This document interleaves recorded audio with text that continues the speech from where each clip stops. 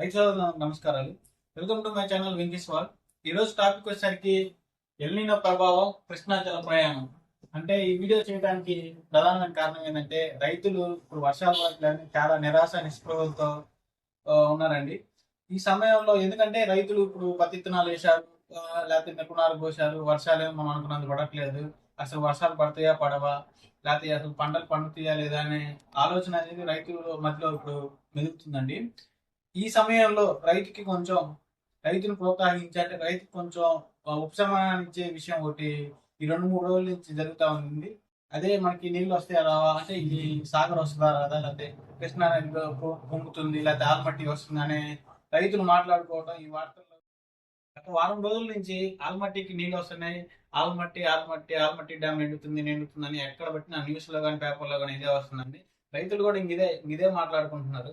అసలు ఆల్మట్టికి నీళ్ళు వస్తే మనకేం ఉపయోగం, అసలు మన సాగర్కి నీళ్ళు వస్తాయి, మన శ్రీశైలానికి నీళ్ళు వస్తాయి అనేది ఈ వీడియోలో కొంచెం పూర్తి సమాచారం తెలుసుకుందామండి. ఎందుకంటే కొంతమంది రైతులకి అవగాహన కల్పించుకోవడం కోసమే ఈ వీడియో చేయడానికి ముఖ్య కారణం. ఫస్ట్ ఆఫ్ ఆల్ ఈ కర్ణాటకలోని పశ్చిమ కనుమలు, ఇక్కడ పశ్చిమ కనుమలు అని ఉంటాయండి.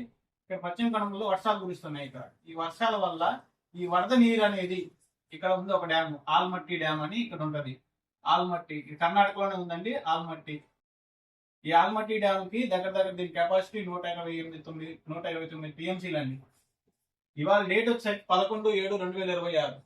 ఈ 11/7/2026 నాటికి 57 టీఎంసీలు ఉందండి దీని కెపాసిటీ. అంటే రోజుకి దగ్గరగా ఈ వరద నీరు అనేది 15 టీఎంసీలు లెక్క ఈ డ్యామ్ లో చేరుతుంది. అంటే పైనుంచి పడ్డ వర్షాలకి. ఇదే విధంగా 4 నుంచి 5 రోజులు కొనసాగింది అనుకోండి, ఇది నిండిపోయింది. అంటే మినిమం దీని పూర్తి సామర్థ్యానికి చేరితే, అంటే 90 నుంచి 100 టీఎంసీలు కనుక చేరితే ఈ నీటిని కిందకు వదులుతారు. ఇది ఆల్మట్టి కదా, ఈ ఆల్మట్టి తర్వాత ఈ కిందకు వదిలిన తర్వాత ఈ నీళ్ళు వచ్చేసరికి ఇక్కడ ఇంకో డ్యామ్ ఉందండి. ఇది వచ్చేసరికి నారాయణపూర్ డ్యామ్.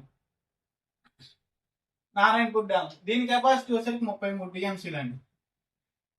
33 టీఎంసీలు అయితే ఆల్రెడీ ఇక్కడ 19.4 టీఎంసీలు వాటర్ ఉన్నాయి దీంట్లో. ఇదే ఫ్లో కనుక కొనసాగితే ఇది 2-3 రోజుల్లో ఇది నిండిపోయింది. దీని తర్వాత ఇక్కడ వచ్చేసరికి జోరాల ఉంది. ఇది వచ్చేసరికి ఇక్కడ ఒక డ్యామ్ ఉంది, దీని జోరాల. ఈ జోరాల డ్యామ్ వచ్చేసరికి దీని కెపాసిటీ 11 టీఎంసీ కెపాసిటీ అండి. ఈ 11 టీఎంసీలో దగ్గర ఇప్పుడు ఆల్రెడీ 6 టీఎంసీ నీళ్లు దీంట్లో ఉన్నాయి. ఇది కూడా 1-2 రోజుల్లో నిండిపోయింది. ఇట్లా ఈ 3 నిండిన తర్వాత కిందకి ఫ్లో అయింది.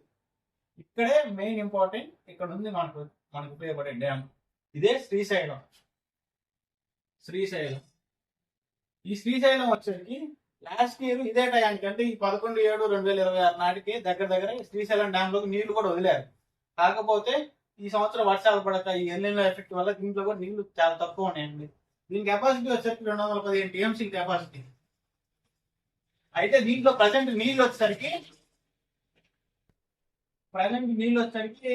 19%, అంటే 47 నుంచి 45 టీఎంసీలే ఉన్నాయి నీళ్లు.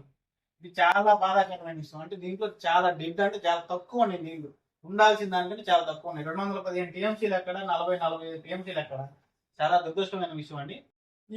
ఈ 3 డ్యాములు నిండిన తర్వాత కిందకి అవుట్ ఫ్లో చేస్తే ఈ శ్రీశైలానికి వస్తాయి. ఈ శ్రీశైలం తర్వాత మనకున్నదే నాగార్జున సాగర్. ఈ నాగార్జున సాగర్ ఈ ఆంధ్రాకి కొంచెం బాగా ఉపయోగకరమైన ప్రాజెక్టు. దీని కెపాసిటీ వచ్చేసి 315 టీఎంసీలు అండి.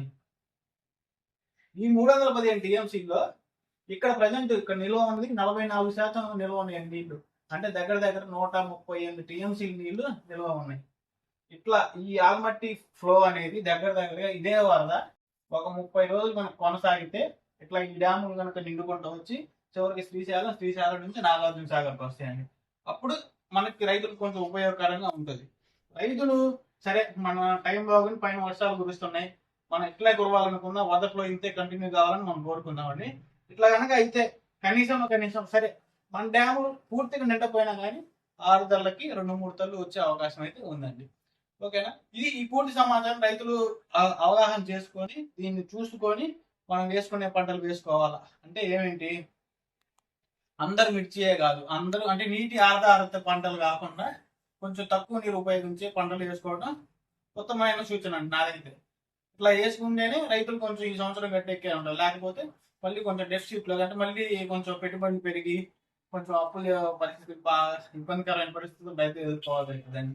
ఇలా అందరికీ ఇప్పుడు ఇక్కడ ఈ వంటలో ఇక్కడ పైన పడ్డ నీళ్ళు వచ్చేసరికి ఆల్మట్టికి రావాలి, తర్వాత నారాయణపూర్కి రావాలి, తర్వాత జోరాలకి, తర్వాత శ్రీశైలం, ఇక్కడ నాగార్జున సాగర్.